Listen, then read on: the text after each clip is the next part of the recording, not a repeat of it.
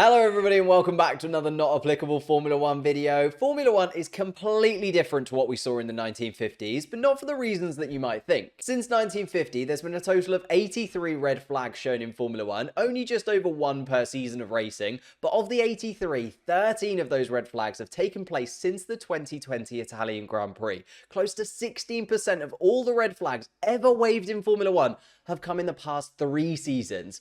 Like my ex, the FIA throwing out way too many red flags. Now, I'm not saying that we shouldn't have red flags. The red flag is an incredibly handy tool. If there is loads of debris on the track or the weather is absolutely catastrophic, think Spa 2021, Japan 2022, the red flag is completely understandable. However, just coming off the back of the Australian Grand Prix, where there was a record 3 red flags, it's time to look at red flags and think about their impact on Formula 1. First and foremost, are the red flags that we've been seeing justified? Max Verstappen said he didn't understand the necessity for some of the red flags in Melbourne, and taking Australia as a little bit of a case study, many argue that 2 of the 3 were a little bit excessive. Looking at the 3 red flags and if they were justified, given where the Albon crash was, it wasn't immediately obvious that it needed to be a red flag, in my opinion. Although, yes, there was a lot of debris on the track and lots of gravel, that could have easily been swept aside. I think it was just about a red flag, though, because Alex Albon's car was covering part of the track.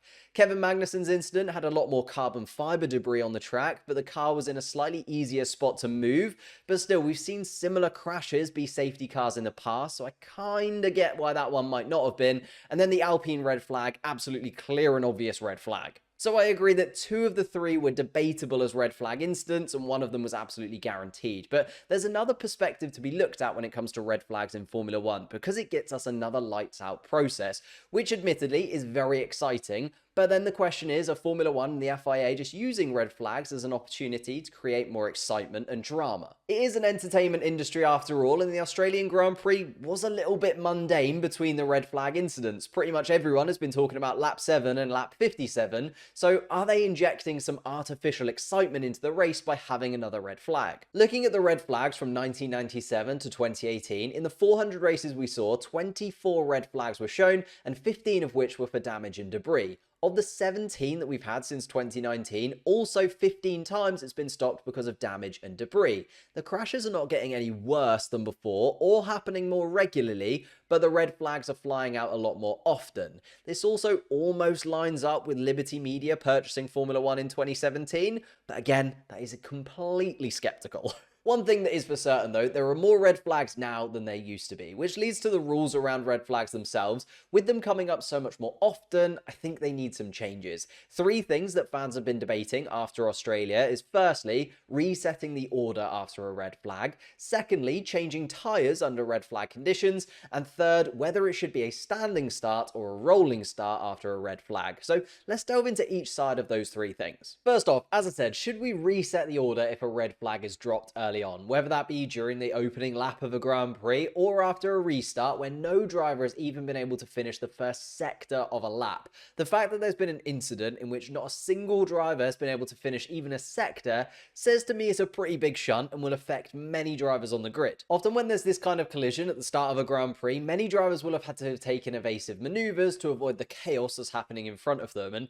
if you've tumbled down the order because you've tried to keep yourself and others safe, you shouldn't really be punished for that. You can't be annoyed at a driver for not slamming through debris to try and hold on to points instead of evading any possible danger that they might put themselves or other drivers into. On top of that, if nobody's been able to finish a sector, that means that they haven't gotten to the point where the stewards can define the order of the cars. The sectors are almost used like checkpoints throughout the lap to determine where drivers are relative to each other. So the rule is to go back to the last well-defined order, wherever that may have been. That does though lead into the first argument that people have for not resetting the order, in that the sectors are quite old school. All of the cars are fitted with GPS nowadays, so we know exactly where they are when the flag drops. So you don't need to finish the sector for us to know who is in front of who, even by the tiniest of margins. So we can just take a snapshot of the GPS data as the red flag is waved, and the order is determined from that GPS data. For every driver that loses out, there's going to be another driver that gains, and it could be argued that you should be rewarded for keeping yourself out of trouble and making the most of the situation,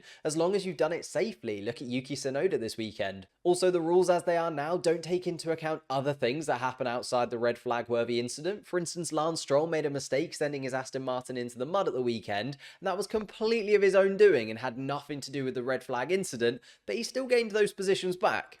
As it stands though, the rule is quite clear and has no grey area, so I understand if Formula 1 want to keep it the same. Sometimes you'll gain, sometimes you'll lose out, but it's exactly the same for everyone, and as I said, there's no grey area around it, so it's quite a hard and fast rule that Formula 1 has. Second, I just want to quickly touch upon the free tyre change that you're allowed under red flag conditions. This means that if you come in just before the red flag, you get massively screwed over, especially if it's a safety car scenario that evolves into a red flag. If it's a safety car before, it makes sense to pit, like George Russell stood by his team's decision to pit under the safety car this weekend, even though he then lost out because of the red flag and everyone else got a free tyre change because of that.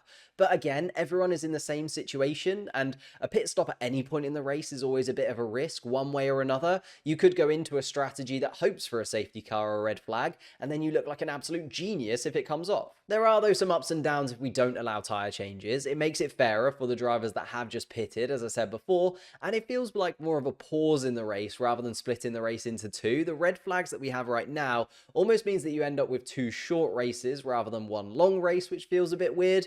Also, what if someone does decide to go super long? Take Alex Albon last year. Because they didn't pit, they built up this huge gap, and that gap is then reduced down to 0, and they're an absolute sitting duck if they can't change their tyres. I guess similar to what we have with a safety car. And I think the main thing for the tyre changes is that, of course, red flags, as we've said before, usually come because of debris on the track. What if you pick up a puncture from the debris that the red flag is for? You have to restart with a puncture? You have to ask special permission to not restart on an unsafe set of tyres?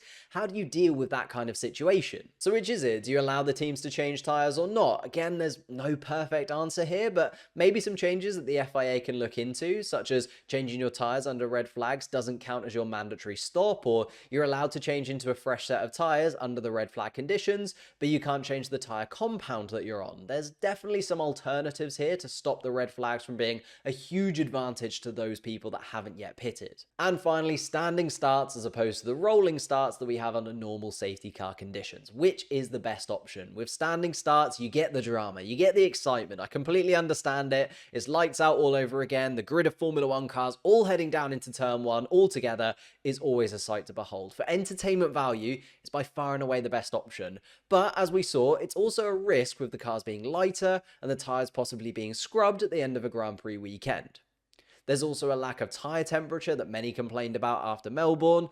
With the conditions how they are later in a Grand Prix weekend, is a much bigger safety risk to have a standing start in this way. Although again, you can argue that it's the same issue for everybody, and these are supposed to be the best drivers in the world, they should be able to drive on some slightly cold tyres. The alternative though is a rolling start. We have a rolling start for a safety car, so why not a red flag? Why is it something different? They're supposed to achieve similar things in keeping the drivers safe and regulated whilst an incident is dealt with, so why does one have a different method of restarting compared to the other? Rolling starts don't lead to turn 1 incidents in the same way as we saw in Australia. It still keeps the cars in the same order, allows the gaps to be closed right up again. We have all the field back to within a few seconds of each other, and we still see moves on rolling starts down towards turn 1, but the battles are a little bit less compact and there's a little more control headed down into that first corner.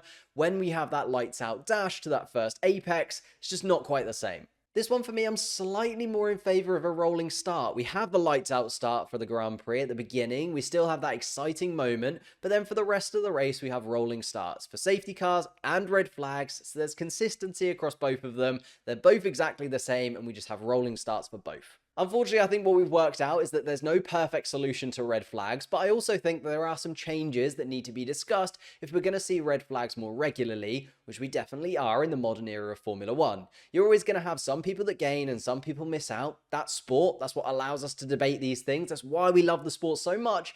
I don't have the answers. I'm just one fan. I'm not the FIA at the end of the day, but I just want to understand what you think. And I'd love to know your thoughts in the comments down below. Whilst you're down there, leave a like on the video, subscribe to the channel if you're new. I'll see you next time.